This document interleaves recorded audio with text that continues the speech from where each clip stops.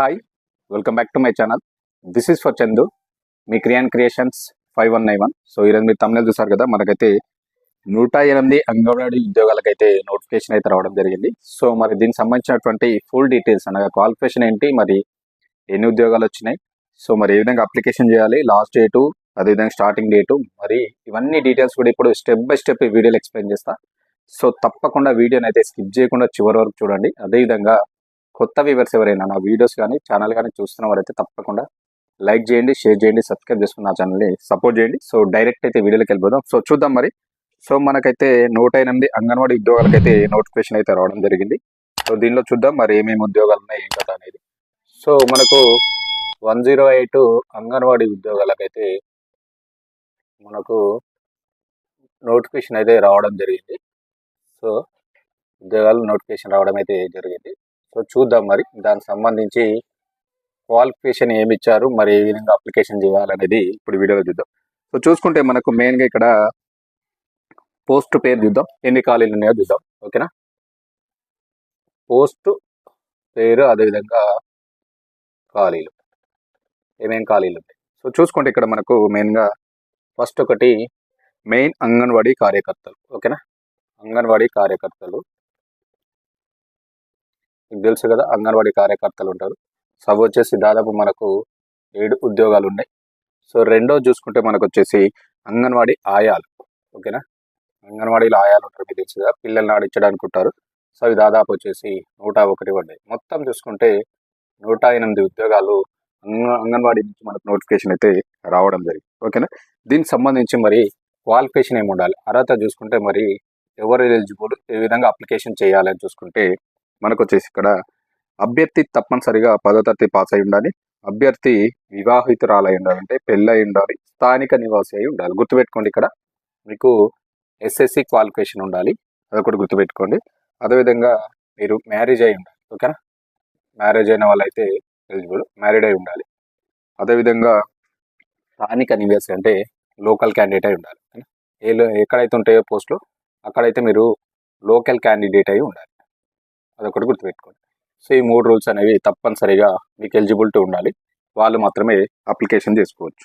So next చూసుకుంటే మరి దీనికి ఏజ్ ఎంత ఉండాలి, మరి దీనికి అప్లికేషన్ చేయాలంటే మనకు ఉండాల్సినటువంటి ఏజ్ చూసుకుంటే తప్పనిసరిగా మీరు 1/7/2025 ఓకేనా, 1/7/2025 నాటికి దాదాపు మీరు 25 నుంచి 30 సంవత్సరాల మధ్యలో ఉండాలి.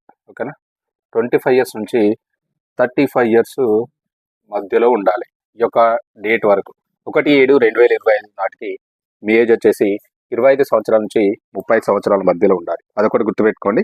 అదేవిధంగా ఎస్సీ ఎస్టీ ప్రాంతాల్లో అయితే 21 ఏళ్ళ అభ్యర్థులు లేని పక్షంలో 18 ఏళ్ళు నిండిన వారిని కూడా పరిగణలోకి తీసుకుంటారు.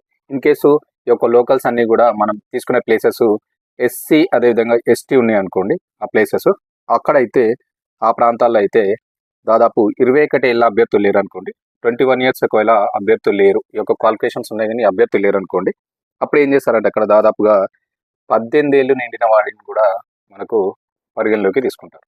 ఒకటి గుర్తుపెట్టుకోండి, ఓన్లీ ఎస్సీ ఎస్టీ ప్రాంతాలు ఉంటాయి, అక్కడ ఒకవేళ 21 సంవత్సరాలు ఉన్నటువంటి అభ్యర్థులు క్యాండిడేట్ లేకపోతే 18 సంవత్సరాలు నిండిన వాళ్ళని కూడా పరిగణలోకి తీసుకుని వాళ్ళకైతే జాబ్స్ ఇవ్వడం అయితే జరుగుతుంది. కాబట్టి ఇది చూసి అప్లికేషన్ చేయండి ఎవరైతే ఉన్నారో, అదొకటి గుర్తుపెట్టుకోండి. మెయిన్గా ముఖ్యమైన తేదీలు, మనం దీనికి అప్లికేషన్ చేయాలంటే ముఖ్యమైన తేదీలు ఏంటి, మరి ఏంటి ఇంపార్టెంట్గా డేట్స్ చూసుకుంటే మనకు వచ్చేసి తేదీలు ముఖ్యమైన ఇంపార్టెంట్ మనకు డేట్సే కదా, మెయిన్ ఇంపార్టెంట్ డేట్స్. సో చూద్దాం మరి ఆ డేట్స్ ఏంటంటే దరఖాస్తు ప్రారంభం, మనకైతే అప్లికేషన్ వచ్చేసి మనకు ప్రారంభం ఎప్పుడైతుందంటే దాదాపు 14 ఏప్రిల్ 2026. సో ఈ డేట్ నుంచి అయితే మనకు ప్రారంభం అవుతుంది. సో మనకు అప్లికేషన్ ఎండ్ డేట్ చూసుకుంటే మరి ఎప్పుడు ఎండ్ అవుతుంది అని చూసుకుంటే ఇదొకటి 23/4/2026. సో ఈ డేట్కి అయితే అప్లికేషన్ ఎండ్ అవుతుంది. కాబట్టి తప్పకుండా చూసుకోండి, మనకు 14 ఏప్రిల్ నుంచి మనకు స్టార్ట్ అయిపోతుంది. సో అదేవిధంగా 23 ఏప్రిల్కి అయితే ఎండ్ అవుతుంది. కాబట్టి ఈ యొక్క ఇన్ టైం లోపే మీరు అయితే అప్లికేషన్ చేయండి. నేను చెప్పినటువంటి క్వాలిఫికేషన్ ఉన్న ఎవరైతే అభ్యర్థులు ఉన్నారో వాళ్ళైతే తప్పకుండా ఒకటి గుర్తుపెట్టుకోండి, మనకి ఇది ఈవినింగ్ 5 o'clock వరకు ఉంటుంది మీరు అప్లికేషన్ చేయడానికి. ఓకేనా, ఇది తప్పకుండా గుర్తుపెట్టుకోండి. సో నెక్స్ట్ చూసుకుంటే మరి అభ్యర్థులు దీనికి సంబంధించినటువంటి మరి ఏ విధంగా అప్లికేషన్ చేయాలంటే తప్పనిసరిగా మీ యొక్క తమ ధ్రువపత్రాల జిరాక్స్ కాపీలతో స్వయంగా సంతకం అంటే సెల్ఫ్ అటెస్టెడ్ చేసి సంబంధిత సిడిపిఓ కార్యాలయంలో అయితే సమర్పించాలి. సో దీనికి సంబంధించినటువంటి నేను నోటిఫికేషన్ లింక్ అదేవిధంగా వెబ్సైట్ లింక్ కూడా మీకు డిస్క్రిప్షన్లో ఇస్తాను. సో మీరు తప్పనిసరిగా మీకున్నటువంటి క్వాలిఫికేషన్ సంబంధించినటువంటి అన్ని జిరాక్స్ కాపీలను సెల్ఫ్ అటెస్టెడ్ చేసి మీకు సంబంధించినటువంటి కమ్యూనిటీ సర్టిఫికేట్, రెసిడెన్సీ, అదేవిధంగా ఇన్కమ్, మీకు ఏమేమి క్వాలిఫికేషన్స్ ఉన్నాయో వాళ్ళు అడిగినట్టు దానికి సంబంధించినటువంటి అన్నీ కూడా ఒక జత వేసి కంపల్సరీ సెల్ఫ్ అటెస్టెడ్ చేసి సంబంధిత మనకు సిడిపిఓ కార్యాలయంలో అయితే మీరు ఇవ్వాల్సి ఉంటుంది. అదొకటి గుర్తుపెట్టుకోండి. సిడిపిఓ కార్యాలయంలో అయితే మీ యొక్క సంబంధించినటువంటి మొత్తం ఫామ్ను అయితే మీరు సబ్మిట్ చేయాలి. ఓకేనా?